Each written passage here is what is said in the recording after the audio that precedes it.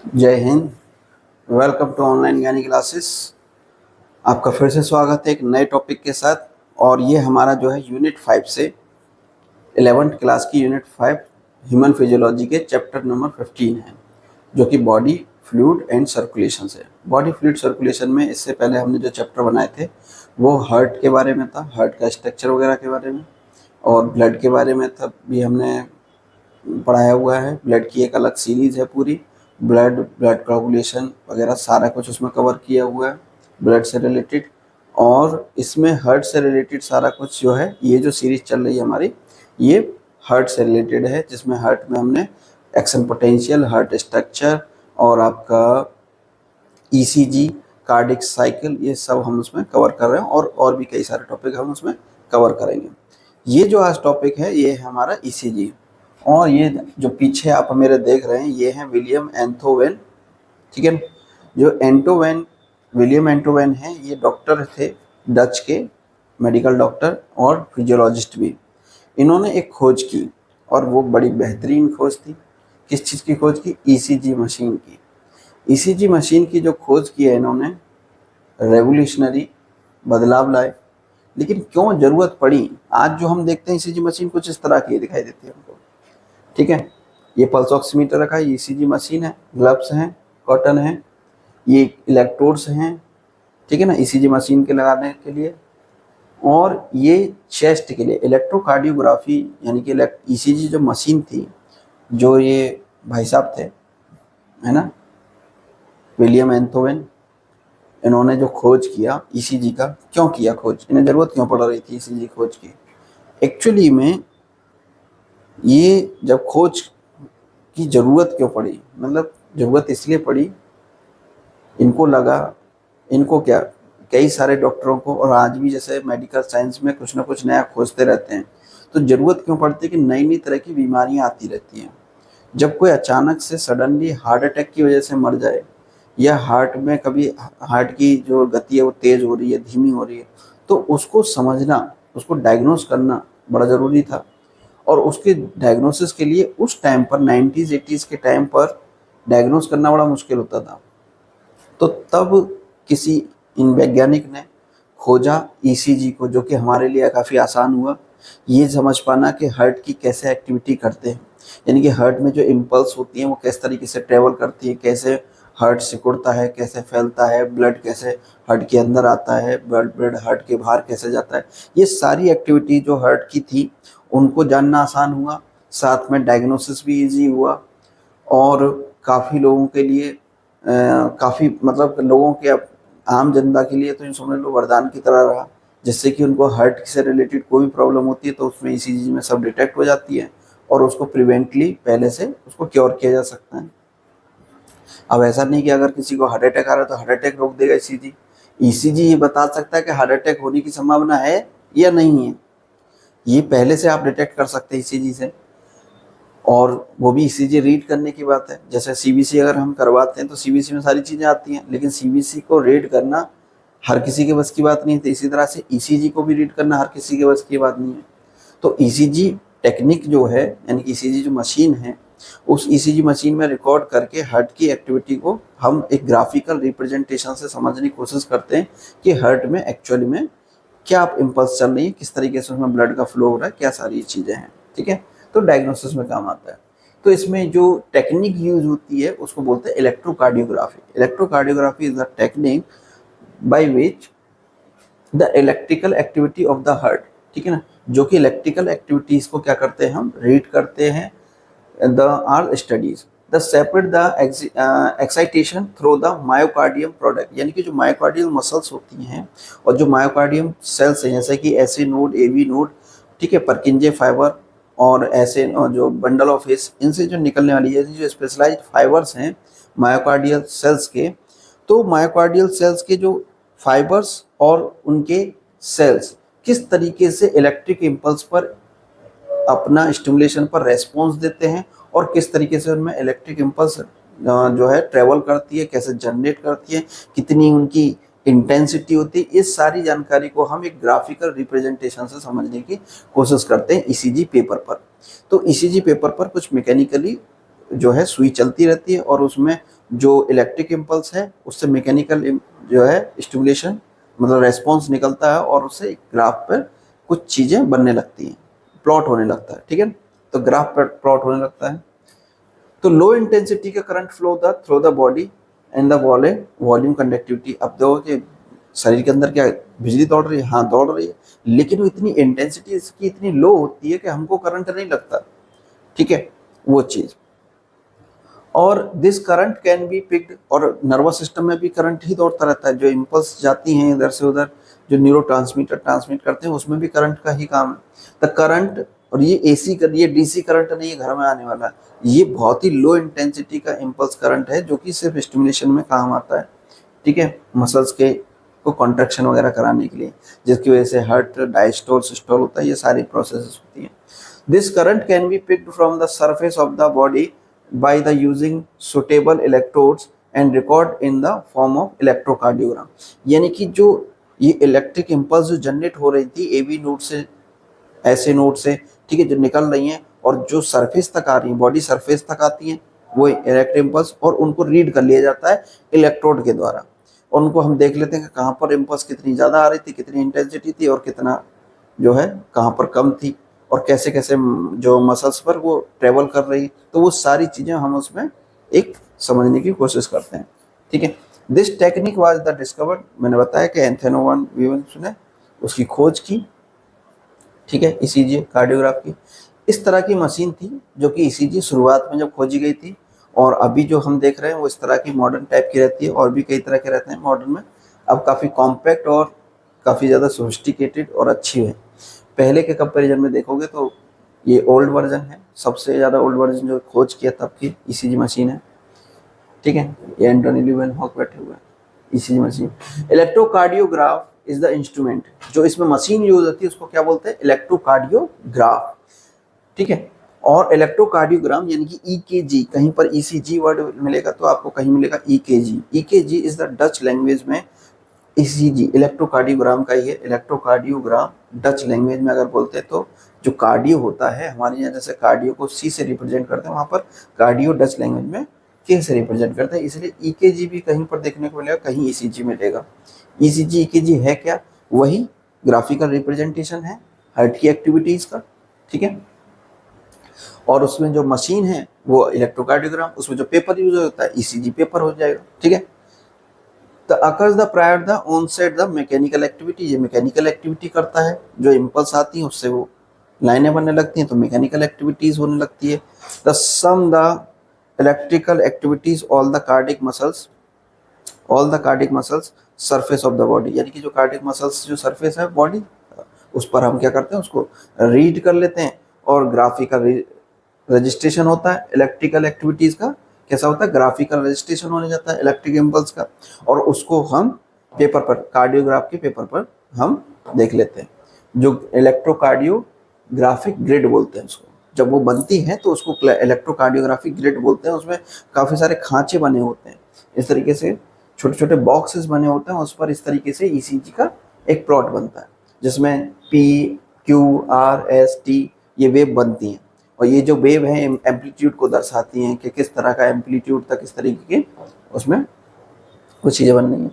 तो ये जो इलेक्ट्रोकार्डियोग्राफिक ग्रिड है, ठीक है ना, इलेक्ट्रोकार्डियोग्राफिक ग्रिड क्या है, use the electro recording the ECG is the ECG paper, जिस पर ईसीजी रिकॉर्ड किया जाता है उसको क्या बोलते हैं, ECG paper. And the ECG machine amplify the electrical signal produce from the heart and record this signal moving the ECG paper. Moving क्या करता है, ईसीजी पेपर मूव होता रहता है, उस पर जो है बनता रहता है, ठीक है। सेम इसी तरीके से जब भूकंप आता है तो भूकंप वाला टीवी न्यूज़ में, टीवी में या फिर कहीं मूवी में देखा होगा कि इस तरीके से जो है एक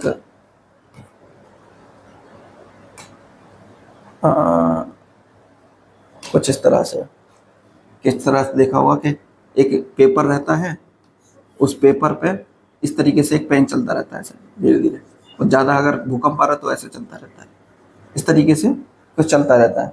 वो किसके लिए होता है, भूकंप वगैरह नापने के लिए कि कितनी इंटेंसिटी का भूकंप आ रहा है, जितनी ज़्यादा लाइनें इधर उधर हो रही होंगी वो इम्पल्स को, वो भी इम्पल्स को, इलेक्ट्रोड रहते हैं वो भी इम्पल्स को रीड करते हैं, सेम ऐसे ही यहाँ पर होता है। ये भी मैकेनिकली सुई इस तरीके से चलती रहती है, तो जहाँ पर इम्पल्स ज़्यादा होती है वो तुरंत ऊंचा चला जाता है, ठीक है ना, बड़ी वेव बनती है। जब ज़्यादा कम इंटेंसिटी का इम्पल्स होती है तो वो थोड़ी सी वेव बनती है, छोटी वेव बनती है, पी और टी की तरह। तो electrocardiographic grid the refer the marking line on the ECG paper. जो ईसीजी पेपर पर जो मार्किंग होती है, ये जो मार्किंग है, इसी को क्या बोल रहे हैं हम, इलेक्ट्रोकार्डियोग्राफिक ग्रिड, ठीक है। इलेक्ट्रोकार्डियोग्राफ का क्या यूज है, यूज क्या है, हार्ट रेट को पता करने के लिए यूज है, हार्ट के रिदम को, यानी कि सही से रिदम में पहले हार्ट जो है कॉन्ट्रैक्शन हो रहा है, फिर रिलैक्सेशन हो रहा है, कॉन्ट्रैक्शन हो रहा है, फिर रिलैक्सेशन हो रहा है, पर बीट टू बीट सबसे रिदम जो है उसका जो सही चल रहा है कि नहीं चल रहा है, इस चीज़ को जानने में काम आता है। हार्ट रेट के बारे में एबनॉर्मल इलेक्ट्रिकल कंडक्शन, जो ऐसे नोड और एबी नोड से जो इलेक्ट्रिक इम्पल्स जनरेट हो रही हैं, जो निकल रही हैं, उसके बारे में कि वो कंडक्शन ठीक से जा रहा है कि नहीं जा रहा, कहीं कोई इम्पल्स या कोई फाइबर जो है कोई दिक्कत तो नहीं कर रहा है, या वो इम्पल्स तो चलो निकल रहा है, वहाँ से इम्पल्स तो प्रॉपर निकल रही है, लेकिन जो स्टिमुलेशन जिस कार्डिक सेल्स को स्टिमुलेशन मिलना था वो सेल ही डेड हो गई है, काम नहीं कर रही है, तो वो आगे रिले नहीं हो पा रही है, ठीक है। तो वो सारी चीज़ें abnormal electrical and conductivity, poor blood flow, ठीक है। पुअर ब्लड फ्लो के बारे में, जैसे कि ब्लड जो है प्रॉपर नहीं पहुंच पा रहा किसी पर्टिकुलर टिश्यू में हार्ट के, तो उस बारे में भी जानकारी हमें ईसीजी के द्वारा मिल जाती है। मायोकार्डियल इन्फ्रैक्शन यानी कि हार्ट अटैक जो अगर हो जाए तो उस बारे में भी हमें जानकारी मिलती है। हार्ट अटैक में के इम्पल्स नहीं, उसमें एबनॉर्मल इम्पल्स आने लगेंगे, ठीक है। कोरोनरी आर्टरी डिसीज हो, कोरोनरी आर्टरी डिसीज में जो आर्टरीज होती हैं, कोरोनरी आर्टरीज उनको बोलते हैं जो आर्टरीज जो ब्लड को, हार्ट को सप्लाई देती है, हार्ट से निकलकर हार्ट को ही सप्लाई देती हैं, उनको बोलते हैं कोरोनरी आर्टरी। और जो ब्लड वेसल्स हार्ट से निकलकर हार्ट को ही देती हैं ब्लड, यानी कि जो डीऑक्सीनेटेड ब्लड है, हार्ट से जो बनने वाला जो डीऑक्सीनेटेड ब्लड है वो निकलकर फिर से वेना कवा के थ्रू हार्ट को ही पहुंचता है, वो उनको बोलते हैं कोरोनरी वेन। और वही जो एरोटा से निकलकर हेल्दी यानी कि ऑक्सीजनेटेड ब्लड जो हार्ट को मिलता है वो बोलता है कोरोनरी आर्टरी। तो अगर उसमें किसी प्रकार की कोई ब्लॉकेज वगैरह है तो उसको भी ईसीजी में डिटेक्ट किया जा सकता है। Hypertrophy of the heart chambers, अगर कोई चैम्बर है प्रॉपर कॉन्ट्रैक्शन नहीं कर पा रहा है, सिस्टोलिक नहीं हो पा रहा है, तो उस बारे में भी हमें ईसीजी में पता चलता है। तो इस तरह के प्लॉट्स होते हैं, कुछ इंटरवल्स होते हैं, कुछ सेगमेंट होते हैं, कुछ जो है इसमें सेगमेंट, इंटरवल्स, ठीक है, कॉम्प्लेक्स बनते हैं। तो ये जो क्यूआरएस कॉम्प्लेक्स है, पी वेव है, टी वेव है, इस तरह का जो है ग्राफिकल रिप्रेजेंटेशन उसमें बनता है। सबके अपने अपने मायने हैं, पी वेव का अपना मायने है, क्यूआरएस कॉम्प्लेक्स का अपना, इसके बीच में जो ये पीआर सेगमेंट है इसका एक अपना मायने है कि इसका क्या मतलब है, सबके अपने अपने मायने हैं कि कौन किस चीज़ पर किस तरह से चीज़ें हो रही हैं, ठीक है। तो ये जो प्लॉट बनता है, अगर इसमें देखें आपके जो बॉक्स बने हुए हैं, 1 2 3 4 5 बॉक्स बने हुए हैं, तो और ये 5 बॉक्स एक बड़े से बॉक्स के बीच में है, अंदर है, यानी कि 5 बॉक्स इधर से भी हैं, 1 2 3 4 5 बॉक्स इधर भी हैं, 5 बॉक्स इधर है, यानी कि 25। एक बड़े बॉक्स के अंदर 25 बॉक्स हैं, और उस 25 बॉक्स में वो छोटे छोटे जो बॉक्स हैं 25, उनको अगर देखें, एक बॉक्स को देखें तो उसको 1 mm माना जाता है, 1 mm, मिलीमीटर, 1 मिलीमीटर का जो है, हाँ, उसकी ऊपर की तरफ हाइट भी है और वो है, यानी क्यूब की तरह है। तो हाइट और विड्थ क्या है, 1 mm है, हाइट और विड्थ कैसा है, 1 mm है। एक सेकेंड,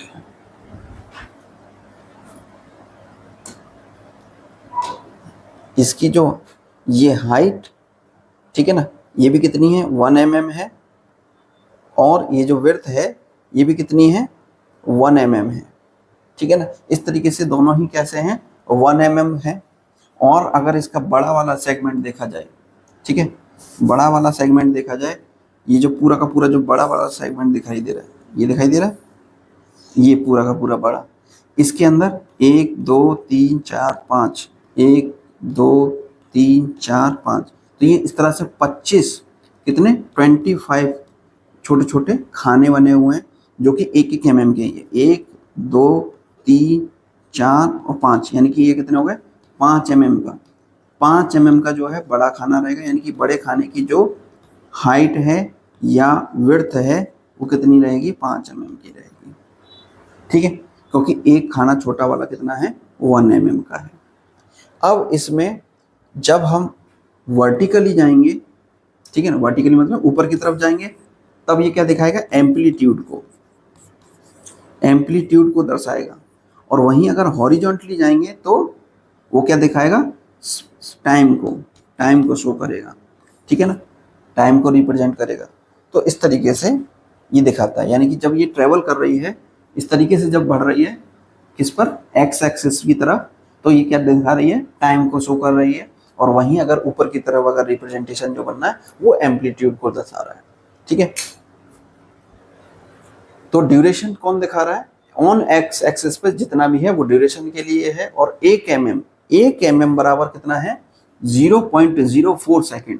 0.04 सेकेंड का जो है 1 mm, यानी कि एक बॉक्स जो है 0.04 सेकेंड को रिप्रेजेंट कर रहा है। और वहीं 5 mm यानी कि पूरा का पूरा जो बड़ा बॉक्स है वो कितने टाइम को शो कर रहा है, 0.20 सेकेंड को, यानी कि 0.20 सेकेंड को बड़ा वाला बॉक्स जो है रिप्रेजेंट कर रहा है। वहीं एम्पलीट्यूड में देखा जाए तो छोटा वाला जो बॉक्स है 1 mm का, वो 0.1 मिलीवोल्ट को यानी कि वाई एक्सिस पर दिखा रहा है, यानी ऊपर की तरफ वर्टिकली। और 5 mm का यानी बड़े बॉक्स को अगर देखें तो 0.5 मिलीवोल्ट को रिप्रेजेंट कर रहा है। तो इस तरीके से एम्पलीट्यूड किस तरफ, वाई एक्सिस यानी कि हॉरिजॉन्टली, सॉरी वर्टिकली, और हॉरिजॉन्टली जो है ड्यूरेशन यानी कि टाइम को दर्शा रहा है, ठीक है। इस तरीके से पूरा ग्राफिकल रहता है। इसमें ये बड़ा वाला है, इसमें ये क्या है, बड़ा वाला है, ये बड़ा वाला, ठीक है। ये बड़ा वाला जो बॉक्स है ये क्या दिखा रहा है, आपका बड़ा वाला बॉक्स, कलर दूसरा लेकर दिखाते हैं आपको। ये देखिए, ये एक पूरा का पूरा जो बड़ा बॉक्स है, ठीक है, 1 2 3 4 5, ठीक है। और इधर से भी 1 2 3 4 5, टोटल कितने 25 बॉक्स है, ठीक है। और एक बॉक्स 1 mm, ठीक है, और इसकी हाइट भी 1 mm, ठीक है। टोटल कितनी होगी 5 mm।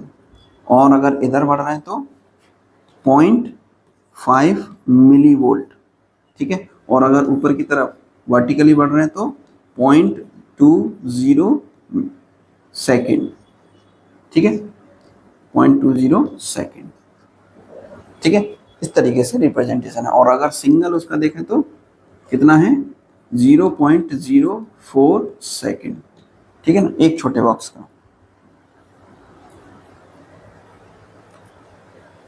तो नॉर्मल जो ईसीजी पेपर है वो जब मशीन चलती है तो मैंने बताया था कि पेपर आगे की तरफ बढ़ता जाता है और उसमें मैकेनिकली इस तरीके से पेन मतलब जो सुई होती है उसकी निप वो चलती रहती है और उस पर एक ग्राफिकल रिप्रेजेंटेशन बनता रहता है, प्लॉट होता है, ग्राफ प्लॉट होता है। तो उसकी जो स्पीड होती है पेपर की निकलने की जो स्पीड है वो है 25 mm प्रति सेकेंड, यानी कि 25 mm पेपर बाहर की तरफ निकलेगा 1 सेकेंड के अंदर। और वहीं पर मैक्सिमम स्पीड उसकी होती है 50 mm प्रति सेकेंड। और जो नॉर्मल अगर स्पीड की बात करें, स्टैंडर्ड जो स्पीड है वो 25 mm प्रति सेकेंड ही रहती है, मैक्सिमम में बहुत रेयरली निकाला जाता है, ठीक है। तो उनके जो पैरामीटर्स हैं ईसीजी के, जो स्टैंडर्ड पैरामीटर, और यहाँ पर लिखा हुआ है स्मार्टफोन ईसीजी रेंज, यानी कि जो इस आजकल जो ईसीजी मशीन है वो इतनी ज़्यादा कॉम्पैक्ट हो गई है कि आजकल हाथ में भी, घड़ियों में, स्मार्ट वॉच में ईसीजी मशीन आने लगी है ना, जो ईसीजी की तरह रीड करती है। और बड़ी ही मतलब उसमें एक डिवाइस लगा दिया जाता है और वो आप मोबाइल से उसको जो है ऑपरेट कर सकते हैं, जो कि हार्ट के ऊपर एक मशीन लगा दी जाती है मतलब हल्का सा, और वो जो है रेंज जो है पता करती रहती है। यानी कि जिस तरह से ईसीजी मशीन होती है उसमें कई सारे इलेक्ट्रोड होते हैं, 12 इलेक्ट्रोड होते हैं, लेकिन यहाँ इतने इलेक्ट्रोड्स की ज़रूरत नहीं पड़ती है। तो उसके पैरामीटर्स और इसके पैरामीटर में थोड़ा सा डिफरेंस आता है। जैसे कि हार्ट रेट अगर देखें तो 80, यानी कि इसकी जो नॉर्मल रेंज है 60 से लेकर 110 तक रहती है, 110 तक। और अगर HR यानी कि हार्ट रेट का जो है BM यानी कि बीट्स पर मिनट, अगर उसमें देखें स्मार्टफोन में जो है इसमें तो यही रहेगी, सेम ही रहेगी जो स्टैंडर्ड है, और उसमें जो है 78 यानी कम भी हो सकती है। P वेव जो बनती है उसको टाइम लगता है 70 और वहाँ लगता है 75, ये डिफरेंस है उसके बीच में। और PR इंटरवल जो है 220 मिली सेकेंड का होता है, QRS कॉम्प्लेक्स जो है 70 मिली सेकेंड का होता है, ठीक है। 70 मिली सेकेंड का QRS कॉम्प्लेक्स का मतलब समझ रहे हो कि ये QRS कॉम्प्लेक्स जो है 70 मिली सेकेंड लग रहा है बस उसको होने में, ठीक है। कितना? 70 मिली सेकेंड्स, इस तरीके से है, ठीक है।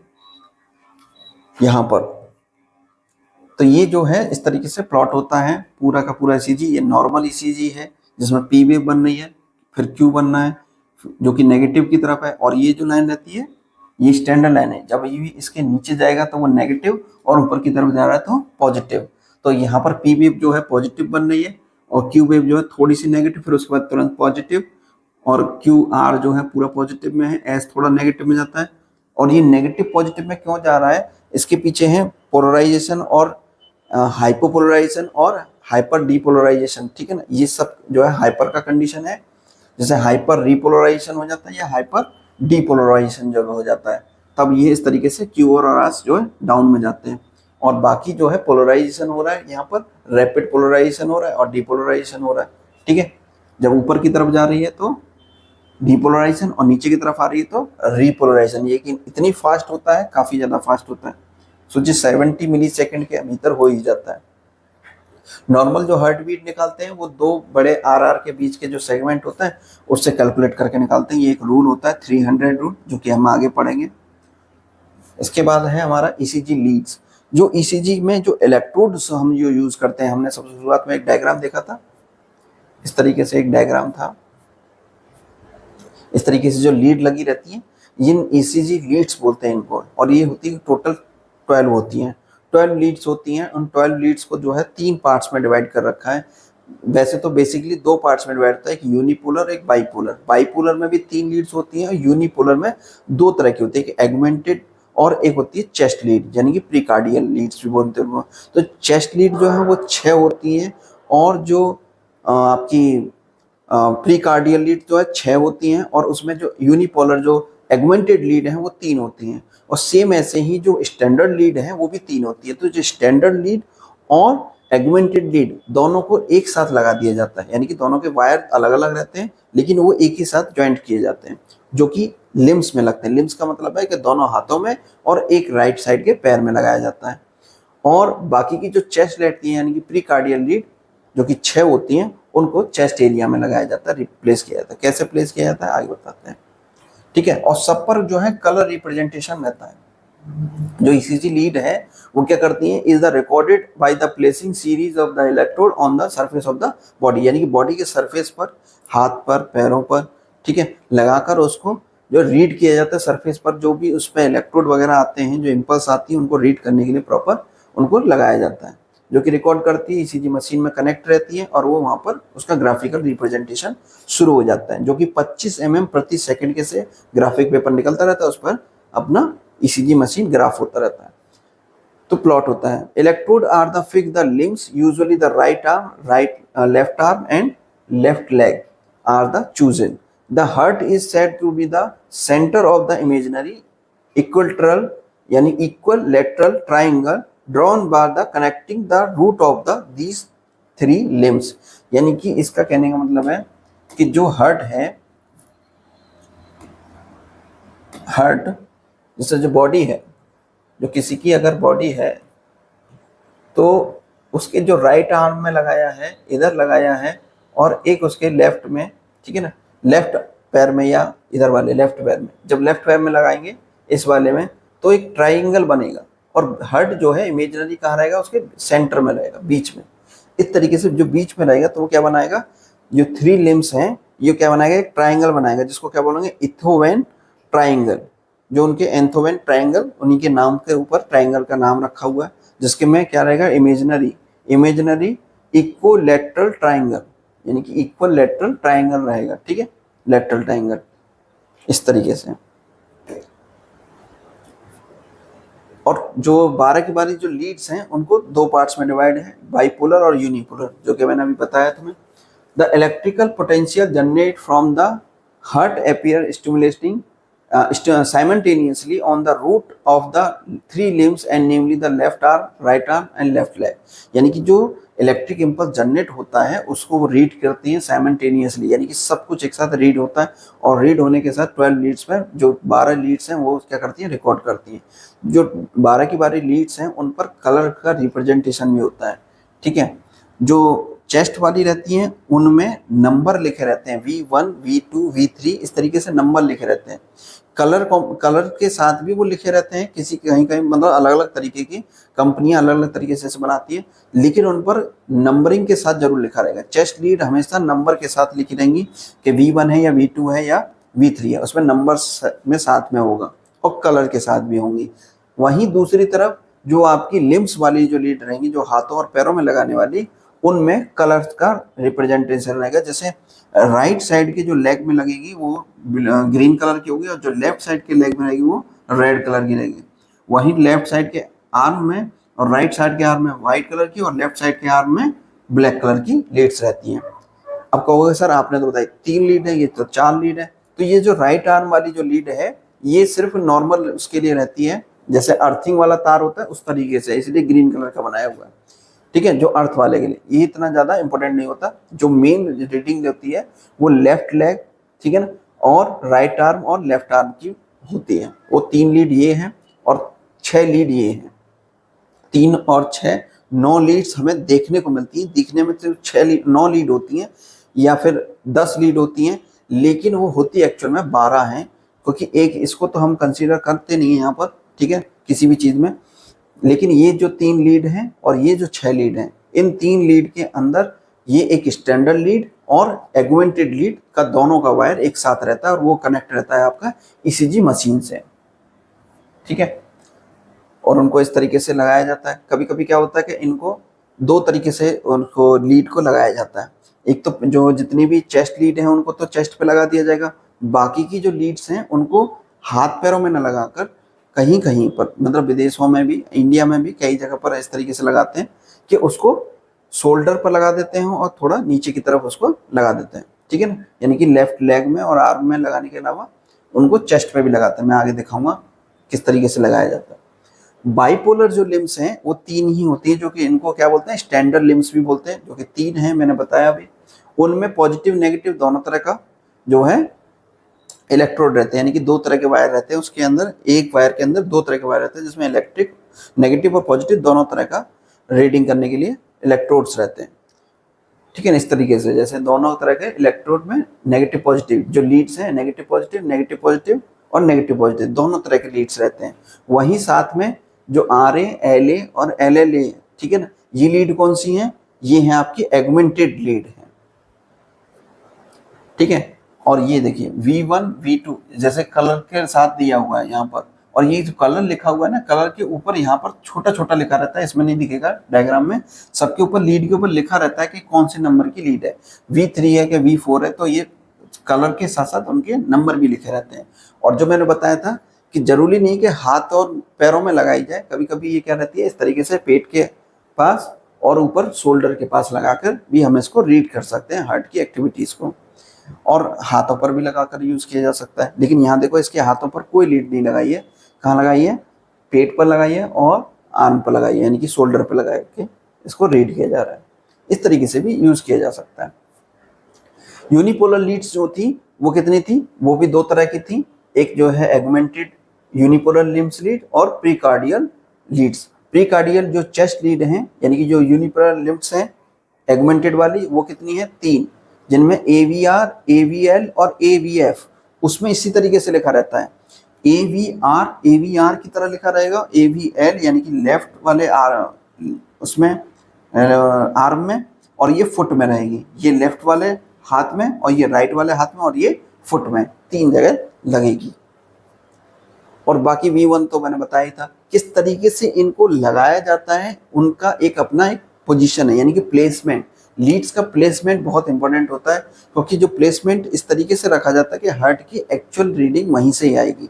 ठीक है, और उनका पता होता है कि वहाँ पर जो है मैक्सिमम उसकी इंटेंसिटी को रीड किया जा सकता है।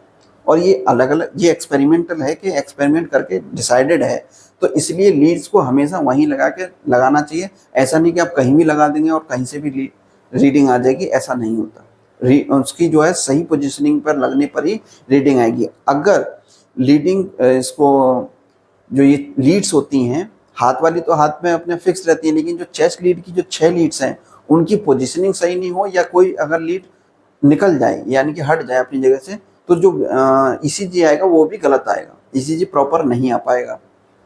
तो फिर से उसको ईसीजी परफॉर्म करना पड़ेगा, यानी बार बार ईसीजी परफॉर्म करना पड़ेगा। इसलिए पेशेंट को बोला जाता है कि आप शांत रहिए और कम बोलिए। तो बोलने के लिए भी मना कर दिया जाता है, और उसको हाथ पैर हिलाने और शरीर को हिलाने से मना कर दिया जाता है कि 2-3 मिनट के लिए आप शांति से लेटे रहें। तो V1 वाली जो लीड है वो कहाँ लगाई जाती है? 4th intercostal space and the near the right sternal margin, यानी कि जो स्टर्नम है उसके राइट साइड में, स्टर्नम के राइट साइड में, और 4th इंटरकोस्टल मसल्स के पास जो है उसको लगाया जाता है, यानी कि लगभग यहाँ लगाया जाता है।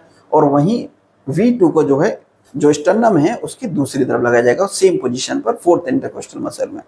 फिर उसके बाद जो थर्ड है, थर्ड को ना लगाकर फोर्थ को पहले लगाएंगे, तो फोर्थ को एक इमेजिनरी लाइन रहती है जिसको क्या बोलते हैं, यहाँ पर ये फोर्थ वाली जो लेफ्ट यानी कि 5th इंटरकोस्टल मसल पर space the mid clavicular line, mid clavicular line से, यानी कि एक इमेजिनरी लाइन जो हमारी क्लेविकल बोन होती है उसकी आधे से अगर बीच से निकालेंगे तो ऐसे करके मिड क्लेविकुलर लाइन आती है, उससे उसी पर इसको फोर्थ वाली को क्या करेंगे, प्लेस करेंगे, यानी कि 5th यहाँ पर लगभग उसको प्लेस करेंगे। और प्लेस करने के बाद उसके बीच में यानी कि 2 और 4 के बीच में 3 को प्लेस कर देते हैं, यहाँ बीच में 3 को रख देंगे, लगाएंगे दोनों के, वो V और यानी कि 2 के और 4 के बीच में। और 5th वाले को लगाते हैं यहाँ, 5th वाले को लगाएंगे, जो एक्सिलरी लाइन रहती है हमारी, जो एक्सिलरी लाइन है उस एक्सिलरी लाइन के एंटीरियर पार्ट में देखें तो यहाँ कहीं पोजीशन बनेगा जो कि 5th इंटरकोस्टल मसल पर ही रहेगी, यहाँ लाइन बनेगी तो यहाँ पर लगाएंगे। और फिर एक रहेगी बिल्कुल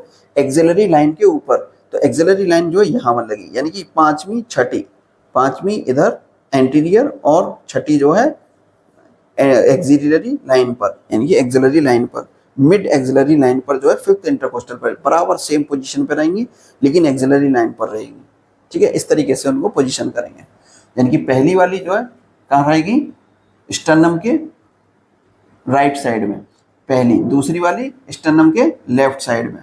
फिर उसके बाद फोर्थ वाली कहाँ पर रहेगी, फोर्थ वाली जो क्लेविकल है मिड क्लेविकुलर लाइन पर बिल्कुल बीचों बीच में लगाएंगे, मिड क्लेविकुलर लाइन और के बीच में जब 4 लगाने के बाद तो 4 और 3 के बीच में, 4 और 2 के बीच में 3 को प्लेस कर देंगे। फिर उसके बाद जो एक्सिलरी लाइन आ रही है, ये जो एक्सिलरी लाइन है उस पर 6 को प्लेस करेंगे, और उसके एंटीरियर में सेम पोजीशन पर है, यानी कि जो इंटरकोस्टल मसल 5th आ रही है, ठीक है, 5th इंटरकोस्टल मसल पर ही उसको 5th को लगा देंगे, जो कि एंटीरियर रहेगा, किसके, 6 के एंटीरियर रहेगा। ठीक है, अगर इसमें नहीं समझ में आ रहा है तो यहाँ देखिए, ठीक है, V1, V2, V3, V4 ये मिड क्लेविकुलर लाइन से आती हुई, और यहाँ पर 5th वाले को, 4th वाले को, 3rd वाले को कहाँ प्लेस किया, 2 और 4 के बीच में, और ये कहाँ पर 4th इंटरकोस्टल मसल, यहाँ पर 4th इंटरकोस्टल मसल आ रहा है, उसके जस्ट नीचे कौन सी है, 5th इंटरकोस्टल मसल है। ठीक है, तो ये जो इंटरकोस्टल मसल 5th है, इस पर 4, 5 और 6 तीनों इसी उस पर रहेंगी लाइन में। ठीक है, और 2 और 4 के बीच में तीसरी वाली रहेगी।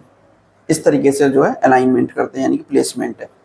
6th वाली किस तरीके से दिख रही है, 6th वाली जो एकदम बगल के नीचे से जो लाइन, अगर इमेजिनरी लाइन देखें बिल्कुल कंधे से, तो वहां पर 6 को प्लेस करेंगे, 5th के बिल्कुल ही पैरेलल में रहेगी। ठीक है, जो कि मिड एक्सिलरी लाइन पर। ठीक है, और ये कैसी है, एंटीरियर एक्सिलरी लाइन पर। चाहो तो इसका फोटो भी ले सकते हो। ठीक है,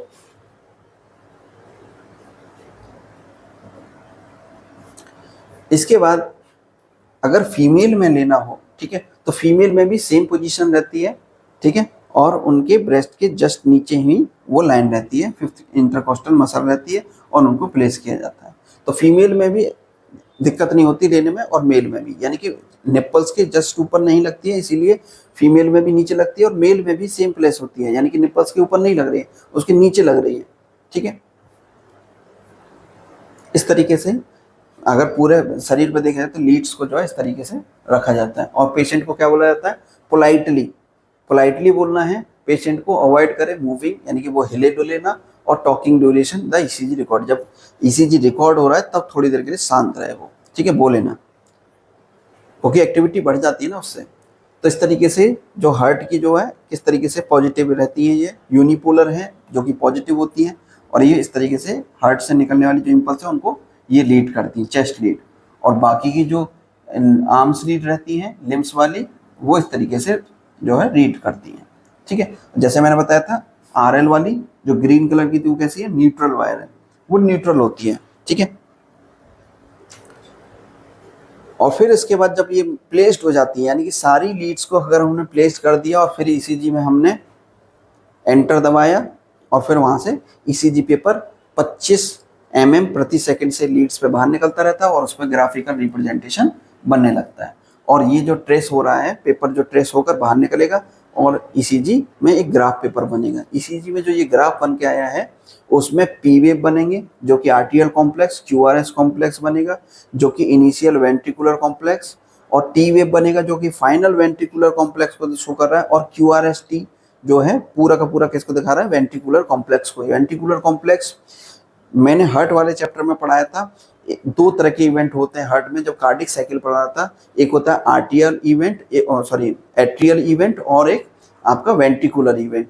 एट्रियल इवेंट भी 0.8 सेकंड का होता है और वेंट्रिकुलर इवेंट भी 0.8 सेकंड का होता है, ठीक है। उसमें सिस्टोलिक डायस्टोलिक दोनों होते हैं, यानी कि atrial systolic, atrial diastolic. Atrial systolic जो है 0.1 सेकंड का होता है और एट्रियल डायस्टोलिक जो 0.7 सेकंड का होता है। वहीं वेंट्रिकुलर में भी दो इवेंट होते हैं, वेंट्रिकुलर सिस्टोलिक, वेंट्रिकुलर सिस्टोलिक जो है 0.3 सेकंड का होता है, और वेंट्रिकुलर डायस्टोलिक जो है 0.5 सेकंड का होता है, वो भी 0.8 सेकंड का होता है टोटल, ठीक है। तो इस तरीके से पी वेव जो बनती है आर्टियल कॉम्प्लेक्स, यानी कि कॉम्प्लेक्स मतलब आर्टियल इवेंट को शो कर रहा है, क्यूआरएस कॉम्प्लेक्स जो है इनिशियल वेंट्रिकुलर कॉम्प्लेक्स को शो कर रहा है, और टी वेव जो है फाइनल वेंट्रिकुलर कॉम्प्लेक्स को शो कर रहा है। और यहाँ से लेकर क्यू से लेकर टी तक, क्यू से लेकर टी तक ये वेंट्रिकुलर कॉम्प्लेक्स पूरा का पूरा जो है वेंट्रिकुलर कॉम्प्लेक्स को शो कर रहा है, ठीक है। इस तरीके से उसमें P Q R S T ये वेव बनती है, कहीं कहीं यूवी वेव बनती है, वो कब बनती है वो हम आगे देखेंगे, ठीक है। नॉर्मल ईसीजी में हमेशा PQRST यही वेव बनेंगी। तो normal ECG of the wave the complex interval and segment, कुछ इंटरवल्स कुछ सेगमेंट्स बनते हैं, कुछ जो है एम्पलीट्यूड वगैरह बनते हैं। Wave of the ECG record by the limbs leads second are the consider the typical wave, ठीक है ना। लिम्स लीड सेकंड जो है टिपिकल वेव रहती है, तो उसी से जो रिकॉर्ड किया जाता है। बाकी सबका अलग अलग है, मैं आपको बताऊं,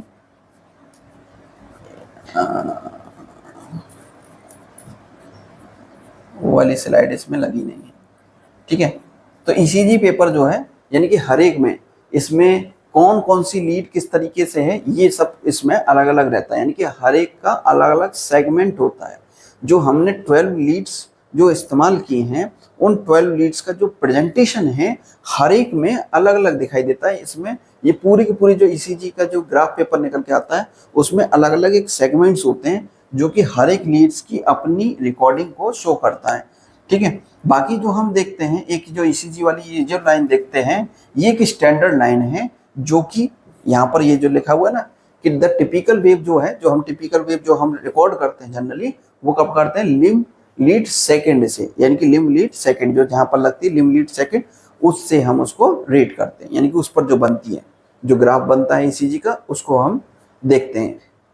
बाकी हर एक लीड पर अलग अलग तरह का बनता है और उसमें कुछ नीचे की तरफ लाइन जा रही है, कुछ ऊपर की तरफ जा रही है। जो ऊपर की तरफ जा रही है वो पॉजिटिव की तरफ है, जो नीचे की तरफ आ रही है वो नेगेटिव की तरफ जा रही है, ठीक है। यानी कि नीचे की तरफ जाएगा तो पॉजिटिव से नेगेटिव की तरफ, और अगर ऊपर की तरफ जा रहा है तो नेगेटिव से पॉजिटिव की तरफ, ठीक है।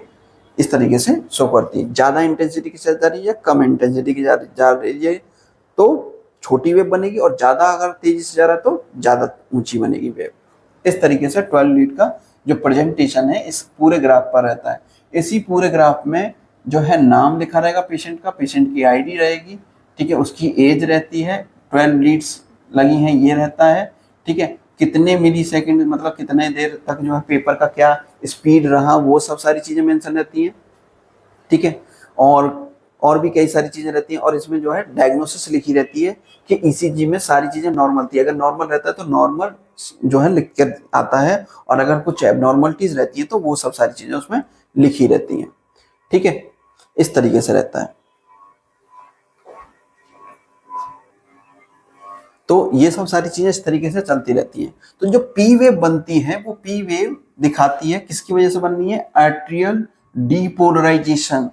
एट्रियल डीपोलराइजेशन की वजह से क्या बनना है, पी वेव बनना है। P wave represent to the atrial depolarisation. अब एट्रियल डीपोलराइजेशन का मतलब क्या है, यहाँ पर एट्रियल में डीपोलराइजेशन, डीपोलराइजेशन वर्ड जब यूज करते हैं जब उसमें सोडियम का इन्फ्लक्स हो रहा है जिससे कि इलेक्ट्रिक इंपल्स जनरेट हो रही है। ठीक है, तो उसमें डीपोलराइजेशन हो रहा है। ठीक है, और ऐसे नोड से इंपल्स निकली, ऐसे नोड से इंपल्स निकली और एट्रियल का डीपोलराइजेशन। और डीपोलराइजेशन एक और चीज को दर्शाता है कि जितने भी कार्डिक सेल्स थे उनको क्या मिल रहा है, स्टिमुलेशन मिल रहा है। और जब कार्डिक सेल्स को, आर्टियल सेल्स को, यानी कि जो आर्टियल में जो सेल्स हैं कार्डिक की, उनको जब इंपल्स मिलेगा तो वो क्या करेंगे, कॉन्ट्रैक्शन करेंगे, यानी कि कार्डिक सिस्टोलिक भी हो रहा है, यानी कि आर्टियल सिस्टोल भी हो रहा है। तो यहाँ पर आर्टियल सिस्टोल को भी शो कर रहा है ये। ठीक है, इसके बाद जो है पहले क्या मिलेगा, उसको इंपल्स मिलेगी, और फिर उसके बाद जो टाइम रहेगा, यानी कि पी के बाद जो क्यू तक का जो टाइम है, पी क्यू जो इंटरवल है, उसमें क्या हो रहा होगा, कॉन्ट्रैक्शन हो रहा होगा। किसका कॉन्ट्रैक्शन हो रहा है, आर्टियल कॉन्ट्रैक्शन हो रहा है। डीपोलराइजेशन का मतलब क्या है कि उसमें इंपल्स मिल रही है उसको। इंपल्स ऐसे नोड में जनरेट हुई जो कि जिसकी वजह से इंपल्स जब जनरेट हुई तो जिसकी वजह से क्या बना, पी वेव बनी। इंपल्स जब जनरेट हुई तो पी वेव बनी, और वो इंपल्स जो है क्या करेगी, उसको स्टिमुलेट करेगी, आरटीएल की जो सेल्स हैं उनको स्टिमुलेट करेगी, जिससे क्या होगा, कॉन्ट्रैक्शन होगा, यानी कि सिस्टोल होगा। किस में होगा, आरटीएल में होगा। आरटीएल सिस्टोल जो होगा तो वो आगे जाकर जो पी और क्यू के बीच में जो इंटरवल था उसमें वो शो होगा। ठीक है, फिर उसके बाद जो क्यूआरएस कॉम्प्लेक्स बनता है, क्यूआरएक्स जो बनता है वो वेंट्रिकुलर डीपोलराइजेशन को दिखा रहा है। यानी कि अब वेंट्रिकुलर सेल्स में जैसे ही क्यू वेव तक पहुंचने के बाद, यानी कि क्यू में जब ये ऊपर की तरफ जब जाता है तो क्यू में जब आर की तरफ जैसे ऊपर जाते हैं फिर नीचे आती है, तो ये जो डीपोलराइजेशन हो रहा है, क्यूआरएस कॉम्प्लेक्स किसको दिखा रहा है, वेंट्रिकुलर डीपोलराइजेशन और एट्रियल रीपोलराइजेशन को शो कर रहा है। तो वेंट्रिकुलर डीपोलराइजेशन का मतलब है कि वेंट्रिकल्स की जो सेल्स हैं, यानी कि वेंट्रिकल की जो कार्डिक सेल्स हैं, उनको क्या मिल रही है, उनको इंपल्स मिलेगी। तो इसका मतलब एस के बाद जो टी वेव है इसके बीच का, यानी कि एस टी सेगमेंट में क्या चल रहा होगा, कॉन्ट्रैक्शन। किसका कॉन्ट्रैक्शन चल रहा होगा, वेंट्रिकुलर का कॉन्ट्रैक्शन चल रहा होगा। ठीक है, वही अगर क्यूआरएस कॉम्प्लेक्स में देखें तो क्यूआरएस कॉम्प्लेक्स में क्या हो रहा है, डीपोलराइजेशन। डीपोलराइजेशन का मतलब क्या है यहाँ पर कि उसमें इंपल्स जनरेट हुई। तो यहाँ पर पी वेव में भी इंपल्स जनरेट हुई ऐसे नोड से, और क्यूआरएस में भी इंपल्स जनरेट हुई एवी नोड से। लेकिन यहाँ पर प्लॉट जो बना वो ज्यादा बड़ा बना और पी वेव पर छोटा सा बना। ऐसा क्यों हुआ, ऐसा इसलिए हुआ क्योंकि क्यूआरएस में जो आर वेव थी वो इतनी ऊंची इसलिए गई क्योंकि जो एवी नोड है वो क्या करता है, इंपल्स को एक्सेलरेट करता है, यानी कि और तेजी से दौड़ाता है। तो एवी नोड के एक्सेलरेट करने की वजह से इंपल्स को, और परकिंजे फाइबर में काफी तेजी से वो दौड़ती है, तो उस इंपल्स में काफी ज्यादा तेज हो जाती है वो इंपल्स। इंपल्स तेज होने की वजह से जो आर वेव है वो ऊंची बनती है। और वहीं जो ऐसे नोड है उसमें से जो इंपल्स निकली वो लो, कम इंटेंसिटी की रहती है as compare to AV node से निकलने वाली जो इंपल्स है। अब एवी नोड खुद की इंपल्स कुछ नहीं बनाता। एवी नोड क्या करता है, जो ऐसे नोड से आने वाली इंपल्स है उनको आने वाली को और तेजी से कर देता है, फास्ट कर देता है उनको। उसका काम ही है एक्सेलरेट करना। ठीक है, टी वेव किसको रिप्रेजेंट कर रहा है, वेंट्रिकुलर रीपोलराइजेशन को। किसको रिप्रेजेंट कर रहा है, वेंट्रिकुलर रीपोलराइजेशन को। रीपोलराइजेशन का मतलब क्या है कि अब वेंट्रिकल्स जो है रिलैक्सेशन हो रहा है, यानी कि अब उसको कोई इंपल्स नहीं मिल रहा। जब इंपल्स नहीं मिलती तो सेल अपने नॉर्मल स्टेट में आने की कोशिश करती है। ठीक है, अब उनको इंपल्स नहीं मिल रही, जब कोई इंपल्स नहीं मिल रही तो यहाँ पर रीपोलराइजेशन हो रहा है। तो जो रीपोलराइजेशन है इसमें फिर टी वेव में वेव क्यों आई है ऊपर, क्योंकि जो इंपल्स थी वो चली गई, तो लास्ट इंपल्स जो इंपल्स थी परकिंजे फाइबर से होकर कहीं तो निकलेंगी तो बॉडी सरफेस पर आ जाती है। ठीक है, यानी कि पूरे बॉडी में डिस्ट्रीब्यूट हो जाती है, कुछ बाहर निकल आती हैं, जो बाहर निकलती हैं वो टी वेव बना देती है। तो इस तरीके से जो इंपल्स हैं वो बाहर की तरफ निकल कर टी वेव दे देती है, और उसका जो रिप्रेजेंटेशन है यानी कि एस और टी के बीच का जो सेगमेंट है उसमें जो है हार्ट रिलैक्स हो रहा होता है, सॉरी कॉन्ट्रैक्शन के बाद रिलैक्स होता है, टी वेव के बाद रिलैक्स होना शुरू करता है, क्योंकि लास्ट जो परकिंजे फाइबर है वहां से इंपल्स निकलकर बाहर आई, तो जितना स्टिमुलेशन था वेंट्रिकुलर में वो चला गया, अब कॉन्ट्रैक्शन होने के बाद वो सिस्टोल हुआ, अब वो डायस्टोल होना शुरू होगा। डायस्टोल कब होगा? जब सिस्टोल होने के बाद तुरंत ही उसके बाद डायस्टोल शुरू हो जाएगा। तो जब डायस्टोल शुरू होगा कब? उसके बाद टी के बाद। तो टी से लेकर पी के बीच की जो डिस्टेंस रहेगी उसमें क्या चलेगा? उसमें क्या चलेगा? उसमें चलेगा ये आपका systolic ventricular systole. Ventricular systole कब से कब तक चलेगा? टी से लेकर पी के बीच में जो इंटरवल है, पी से टी के बीच में, ठीक है।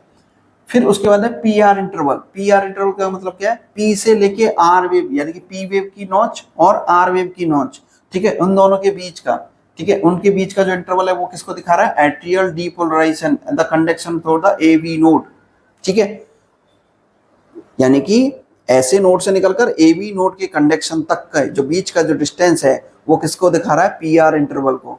और इसी बीच में क्या हो रहा है? Atrial depolarisation. और इसी बीच में एक और चीज हो रही है, क्या हो रही है? Atrial contraction. ये दो चीजें, तीन चीजें एक साथ हो रही हैं। क्यूटी इंटरवल, क्यूटी इंटरवल जो है वो क्या दिखा रहा है? क्यू और टी, पी क्यू, क्यू से लेकर टी तक के बीच में, ठीक है, क्यू से लेकर टी के बीच में वेंट्रिकुलर डीपोलराइजेशन और वेंट्रिकुलर रिपोलराइजेशन। रिपोलराइजेशन कब होगा? जैसे ही इंपल्स गई, यानी कि जब इंपल्स निकलना शुरू होंगी क्यू से निकलना, क्यू से आर, एस और फिर टी, तो जैसे ही आर के बाद जैसे ही वो टी पर गई पहुंचेगी तो वो इंपल्स जो है परकिंजे फाइबर से होती हुई, यानी कि पहले पहुंचेंगी एवी नोड से निकलेगी, तो एवी नोड से जैसे ही निकलेगी तुरंत क्या बनाएगी? क्यू और आर बनाएगी। फिर उसके बाद डीपोलराइजेशन शुरू होगा, फिर वो जो इंपल्स थी वो कहाँ चली जाएगी? बंडल ऑफ हिस के पास। बंडल ऑफ हिस के बाद वो कहाँ चली जाएगी? परकिंजे फाइबर। जब वो परकिंजे फाइबर पर होगी तब वहां पर ये क्यू वेव बनेगी। जी क्यू वेव जो है रिपोलराइजेशन को दर्शा रही है। किसको दर्शा रही है? रिपोलराइजेशन को। किसके? वेंट्रिकुलर रिपोलराइजेशन को दर्शा रही है। और जैसे ही उसका वेंट्रिकुलर डिपोलराइजेशन को कौन दर्शा रहा है? क्यूआरएस कॉम्प्लेक्स, पूरा पूरा का पूरा QRS complex. QRS complex ventricular depolarisation को, और फिर एस के बाद टी तक के बीच का जो है वो वेंट्रिकुलर रिपोलराइजेशन को दर्शा रहा है। तो इसलिए क्यूटी इंटरवल यहाँ पर वेंट्रिकुलर डिपोलराइजेशन और रिपोलराइजेशन दोनों को यहाँ पर लिखा हुआ है, ठीक है। फिर उसके बाद आता है एसटी सेगमेंट। एसटी सेगमेंट क्या है? आइसो इलेक्ट्रिक है। आइसो इलेक्ट्रिक मतलब एक इंपल्स जो है वो नॉर्मल उसमें रहती है सेगमेंट में, यानी कि उसमें कोई इंपल्स नहीं हो रही, क्योंकि जो इतनी इंपल्स थी परकिंजे फाइबर से पहुंच के अब वो जो मसल्स हैं, यानी कि वेंट्रिकुलर मसल्स हैं, बस वो क्या है, उनको वो धीरे धीरे कॉन्ट्रैक्शन हो रही है, फिर उसका रिलैक्सेशन हो रही है। उनको कोई नया स्टिमुलेशन तो मिल नहीं रहा, नया स्टिमुलेशन नहीं मिल रहा, इसलिए कोई वेव ही नहीं बन रही। जो वेव नहीं मिल रही तो वो आइसो इलेक्ट्रिक बोला जा रहा है, ठीक है। नॉर्मल यानी कि सिंपल, मतलब उसमें कोई, और ये कितना है? 0.8 सेकेंड है। सबका ड्यूरेशन लिखा हुआ है, उनका एम्पलीट्यूड लिखा हुआ है। हाई एम्पलीट्यूड कहाँ पर है? 0.2 सेकेंड, 0.2 मिलीवोल्ट, सॉरी मिलीवोल्ट का किसमें? क्यूआरएस कॉम्प्लेक्स में। वहीं अगर पी वेव में देखा जाए तो एम्पलीट्यूड कितना है? 0.12 या 0.1 एम्पलीट्यूड का। टाइम जैसा कि मैंने बताया था, कितना कितना किसको टाइम मिलता है कार्डियक साइकिल में, सारी चीजें डिटेल में वहां बताइए, ठीक है। ये होता है 300 रूल। एक रूल होता है जिससे ये नापा जाता है कि हार्ट रेट कितना है, ठीक है। हार्ट रेट को नापने के लिए ये रूल है, जो कि 300 या 300 मेथड या 300 रूल के नाम से काफी फेमस है। ईसीजी को देखकर जो लोग ईसीजी यानी कार्डियोलॉजिस्ट होते हैं, वो ईसीजी का सबसे पहले यही देखते हैं कि 300 रूल वाला देखते हैं कि सबसे पहले आर और आर के बीच में जो डिस्टेंस है वो कितना है। उसके बीच में जितने क्यूब्स होते हैं उन क्यूब्स में से भाग लगाकर, 6 का भाग लगाकर और उसको निकालते हैं, ठीक है। कैसे निकालते हैं? देखो कि इसके बीच में, आर आर के बीच में यहाँ पर कितने 300 क्यूब्स हैं। उस 300 क्यूब्स के अगर देखा जाए तो डिवाइडेड बाई 1 से करेंगे तो कितना निकल के आएगा? तो उसकी बहुत ज़्यादा हार्ट रेट निकल के आएगा। यानी कि आर आर के बीच का जो है इंटरनल, यानी कि कितने उसके लार्ज स्क्वायर हैं। लार्ज स्क्वायर कितने हैं? एक लार्ज स्क्वायर आ रहा है, सिर्फ एक ही आ रहा है। यहाँ पर कितने आ रहे हैं? 2। तो 300 को जो है 2 से डिवाइड कर देंगे, ठीक है। और यहाँ पर कितने आ रहे हैं? 1 2 3 लार्ज आ रहे हैं, तो यहाँ पर 300 को जो 3 से डिवाइड करेंगे। और वहीं यहाँ पर 4 आ रहे हैं तो 4 से डिवाइड कर देंगे, तो इसकी 75 बीट पर मिनट आ गई। तो इसी तरीके से बीट्स पर मिनट निकल आएगा। यहाँ पर कितना आ रहा है? 1 अगर आएगा तो 300 पर बीट पर मिनट, जो कि इम्पॉसिबल है। अगर ऐसा आ रहा है तो इसका मतलब उसकी इंटेंसिटी बहुत ज़्यादा है, यानी कि हार्ट रेट बहुत हाई है, यानी कि हार्ट अटैक आना ही है, उसको कोई रोक नहीं सकता, इम्पॉसिबल है। लेकिन ये दिखाने के लिए कि किस तरीके से काम करता है। अगर 2 आ रही हैं तो 150 तक तो चला जाता है इजीली, 300 तक भी जाता है नो डाउट, लेकिन 300 में जाने का मतलब है उसको हार्ट अटैक वगैरह आया। तो और ये उसके बाद है 100 बीट पर मिनट, ये भी नॉर्मल में कंसीडर किए जाते हैं आजकल, और ये 75 बीट्स पर मिनट एकदम नॉर्मल, और ये लो बीट्स है यानी कि ब्रैडीकार्डिया, यहाँ पर 60 बीट पर मिनट, ठीक है। इस तरीके से उसको रिप्रेजेंट किया जाता है। एक होता है 10 सेकंड वाला रूल, है ना, 6 सेकंड मेथड रहता है जिसको 10 सेकंड का मेथड भी बोलते हैं, जैसे 300 था उसी में 10 सेकंड का रूल भी है। ये क्या रहता है कि जितने उसमें वो रहते हैं कॉम्प्लेक्स रहते हैं, यानी कि QRS कॉम्प्लेक्स हैं उनको, यानी कि 1 2 3 4 5 6 QRS कॉम्प्लेक्स हैं तो उसको 10 से गुणा कर देते हैं तो 60 बीट पर मिनट निकल आते हैं। ये भी एक रूल है, ठीक है। जो बड़े बड़े कॉम्प्लेक्स रहते हैं, जो ECG वाला जो सेकंड लीड से निकलने वाली जो इम्पल्स है उसमें कितने वो जो है R वेव हैं नॉर्मल वाली, उनको काउंट कर लेते हैं, उसको 10 से गुणा कर देते हैं।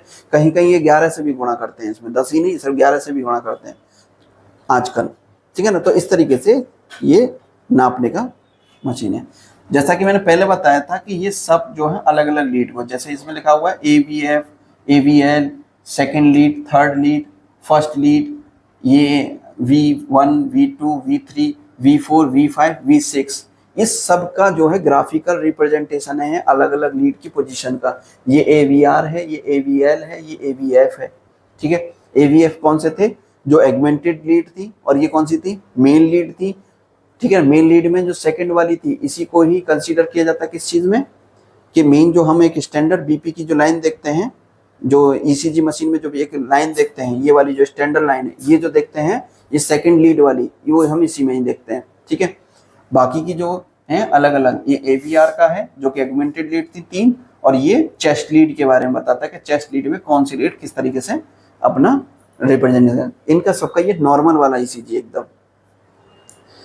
अब हमारा इंटरप्रिटेशन, ये यहाँ से इंटरप्रिटेशन शुरू हो जाता है कि किस तरीके से हम इंटरप्रिटेट करेंगे, कि हम ECG कैसे देखेंगे। तो ECG में हर एक लीड का अपना अपना एक सिग्निफिकेंट प्लेस होता है, कि हर एक लीड जो है अलग तरीके से दिखाई देती है कि किस तरीके से वो इम्पल्स जो है प्लॉट कर रही है। तो जो इम्पल्स को जो प्लॉट कर रही है उससे हमें पता चल जाता है कि उस पर्टिकुलर एरिया में, हार्ट के उस पर्टिकुलर एरिया में क्या दिक्कत हो सकती है। तो उसका अलग अलग तरह से अलग अलग इंटरप्रिटेशन होता है, जैसे कि सेप्टल एरिया में इशू है, या उसके जैसे ये भी दिखा रहा है कि कौन से एरिया में, जैसे ग्रीन वाला जो है किसको दिखा रहा है, लेटरल एरिया में अगर कोई इशू है तो वहां पर जो है ग्राफ एबनॉर्मल मिलेगा।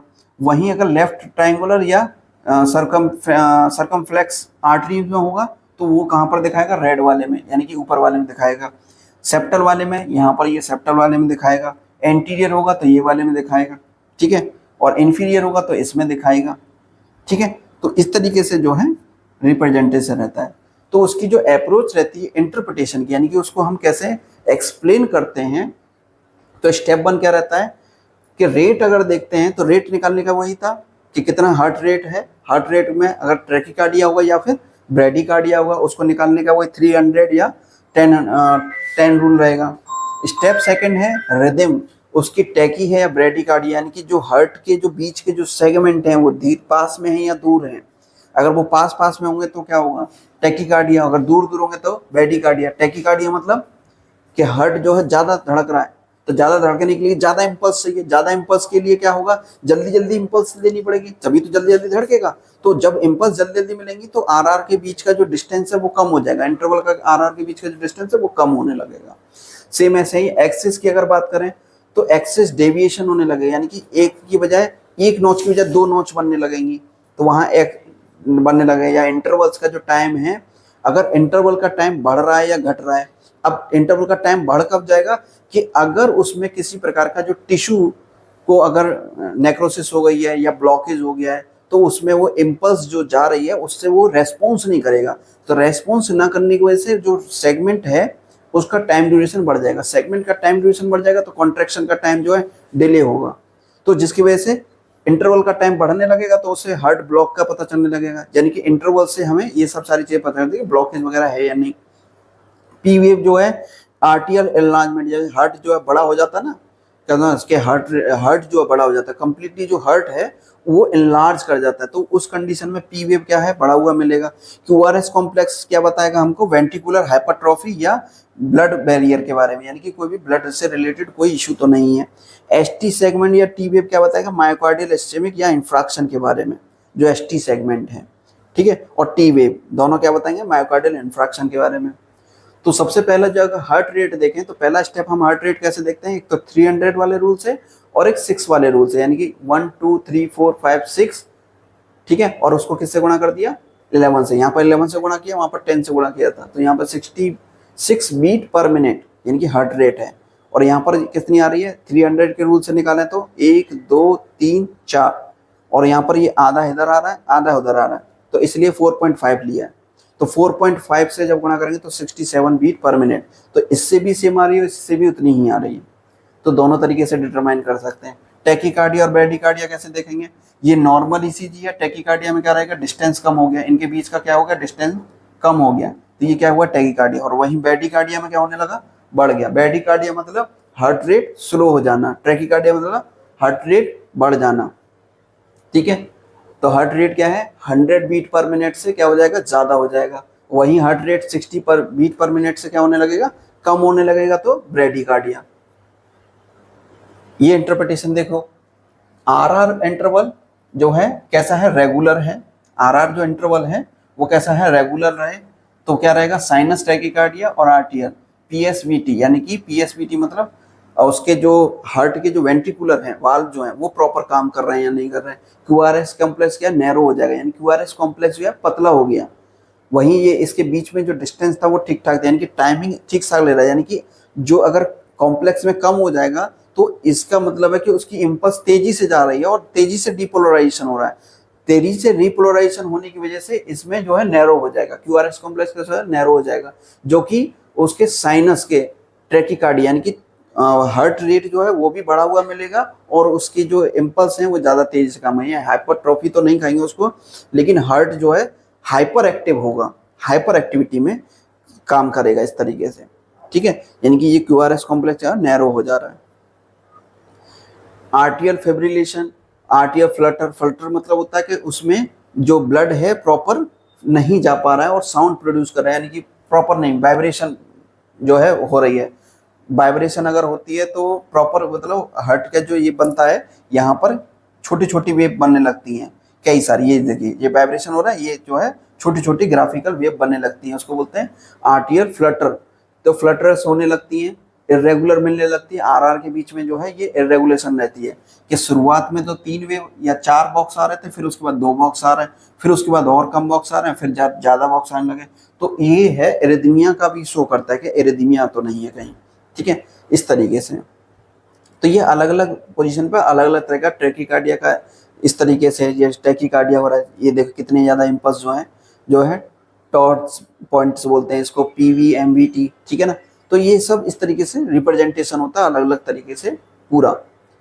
यहाँ पर ये ब्रैडीकार्डिया के बारे में, ब्रैडीकार्डिया में क्या है, जैसे ये इंटरवल टाइम बढ़ जा रहा है, यहाँ पर ये आरआर के बीच का जो इंटरवल टाइम है वो भी बढ़ जा रहा है।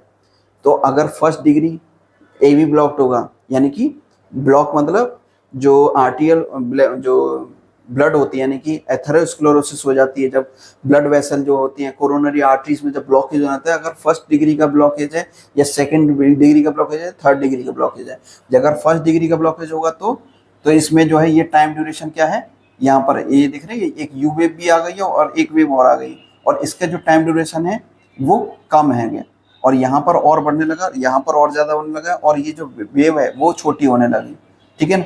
तो ये वेव छोटे होने लगती है और इसके बीच का जो टाइम ड्यूरेशन है वो बढ़ने लगता है जितनी ज़्यादा ब्लॉकेज होती है। ब्लॉकेज होने से क्या होने लगता है कि जो मसल्स हैं, मायोकार्डियल की जो मसल्स हैं यानी कि जो सेल्स हैं वो डिस्ट्रॉय हो जाती हैं, ख़त्म हो जाती हैं, तो जिससे वो जो इम्पल्स उनको मिलती है उसको इम्पल्स को ले ही नहीं पाती, और जिसकी इम्पल्स नहीं लेंगी तो जो आगे वाली जो हेल्दी सेल्स हैं वो इम्पल्स को देर में पहुंचेगी, और देर में पहुंचने की वजह से जो हार्ट का जो कॉन्ट्रैक्शन है वो देर में होगा, तो कॉन्ट्रैक्शन देर होने की वजह से ये डिस्टेंस बढ़ जाता है, और जब ये कॉन्ट्रैक्शन नहीं होगा, जब डिपोलराइजेशन ही नहीं हो रहा तो कॉन्ट्रैक्शन नहीं होगा, तो इसकी वजह से जब तक उसको इम्पल्स नहीं मिलेगा तो कॉन्ट्रैक्शन होगा ही नहीं, यानी कि सिस्टोल होगा ही नहीं, तो सिस्टोलिक टाइम जो है वो डिले हो जाता है। तो यहाँ पर इस तरीके से शो होने लगता है। बाकी इंटरवल्स के टाइम की वजह से के ए बी जो नोड्स हैं वो किस तरीके से, यानी कि फर्स्ट डिग्री का जो ब्लॉकेज वगैरह है वो सेम वैसा ही है यहाँ पर भी, ठीक है। बाकी इंटरवल टाइम जैसे डेल्टा वेव बनने लगती है, यानी कि जो डेल्टा वेव कब बनेगी, जब ये जो क्यू आर एस इसमें पी क्यू, जो पी क्यू वाली जो वेव थी, जो क्यू वेव में जो नेगेटिव की तरफ जाती थी, नेगेटिव ना जाकर सीधा ही वहां से इम्पल्स हो रही है, यानी कि यहाँ से जो डीपोलराइजेशन हुआ किसका, पी वेव का जो डीपोलराइजेशन हुआ, पी वेव पर बनने पर जो डीपोलराइजेशन हुआ, एट्रियल डीपोलराइजेशन, वो डायरेक्ट ही किस में कन्वर्ट हो गया, एवी नोड पर, यानी कि वो इम्पल्स जंप कर गई, शॉर्ट हो गई, ठीक है ना, क्या हो गई, शॉर्ट हो गई, पी आर इंटरवल कैसा हो गया, शॉर्ट हो गया और तुरंत जंप कर गई, जबकि क्यू आर एस कॉम्प्लेक्स यहाँ पर क्यू बनना चाहिए था, क्यू ना बने, जब क्यू ना बनता, क्यू नहीं बनता तो उसको बोलते हैं डेल्टा वेव। तो ये डेल्टा वेव बनी, पी आर इंटरवल के बाद तुरंत ही क्या बन गया, क्यू आर एस कॉम्प्लेक्स बन गया। तो इससे क्या हो जाता है, शॉर्ट हो जाता है पी आर इंटरवल, जो कि शो करता है ए बी ब्लॉक को, ठीक है, आर्टियल वेस्कुलर जो है उसके ब्लॉक को। बाकी रेदमियास वगैरह रहते हैं, ये सब जो है इंटरवल्स रहते हैं, प्रोलॉन्ग क्यूटी इंटरवल अगर बढ़ने लगे, जो भी बताया था, ठीक है। क्यूटी इंटरवल में अगर जैसे ये जो है और ज़्यादा लॉन्ग हो जाए, नेगेटिव की तरफ अगर बढ़ने लगे, और यहाँ पर ये जो क्यूटी है यानी कि टी वेव थी, इसके बीच का जो इंटरवल था ये कम हो गया और ज़्यादा कम हो गया, तो हाइपर कैलेमिया या हाइपर कैल्सीमिया, हाइपर कैल्सीमिया और हाइपर कैलेमिया में क्या होने लगेगा, शॉर्ट होने लगेगा क्यूटी इंटरवल, ठीक है। इसी तरीके से बाइफिट पी वेव होने लगी, यानी कि पी वेव जो है अपना नेगेटिव की तरफ भी जा रही है, यानी कि बाइफिट मतलब दो उसमें वेव बन रही है, पी में भी दो वेव बन जा रही है, दो वेव बन यानी बाइफिट हो जा रही है, यानी कि पी वेव में भी दो वेव का मतलब है कि उसमें भी बीच में जो आर्टियल मसल्स हैं वहां पर कहीं ना कहीं ब्लॉकेज की वजह से, यानी कि जो आर्टियल सप्लाई आ रही थी वहां उसमें प्रॉपर ब्लड सप्लाई नहीं पहुंच पा रही है आर्टियल्स को, जिसकी वजह से दो बार वेव बन रही है, दो बार उसको झटके ले लेके जा रही है वेव, इसलिए।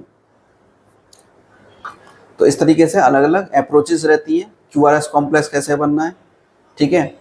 ये सब सारी चीज़ें वैसे तो मेडिकल लाइन में पढ़ाई जाती हैं, लेकिन आप लोगों को सिर्फ मोटा माटी तौर पर दिखाने के लिए कि टी वेव कब बन रही है, एस वेव भी बन जाती है, ठीक है ना, एस वेव बनती है, जो टॉल आर वेव रहती है तो एस वेव बनती है कभी कभी, ठीक है, डीप एस वेव बन जा रही है। तो इस तरीके से पूरा जो है सेगमेंट रहता है, हर एक का जो है अलग अलग रहता है, ठीक है, कंप्लीट रहता है, इसी तरीके से पूरा इंटरप्रिटेशन रहता है इसका ईसीजी का। तो यहाँ पर ये ईसीजी तो कंप्लीट होता है, और ईसीजी के बाद जो है इसमें और भी कई सारी चीज़ें हैं जो मैं अगली वीडियो में क्लियर करूँगा, और इसके बाद जो हमारा जो चैप्टर रहेगा इसी में और भी कई सारे टॉपिक हमारे कवर होने हैं, ठीक है।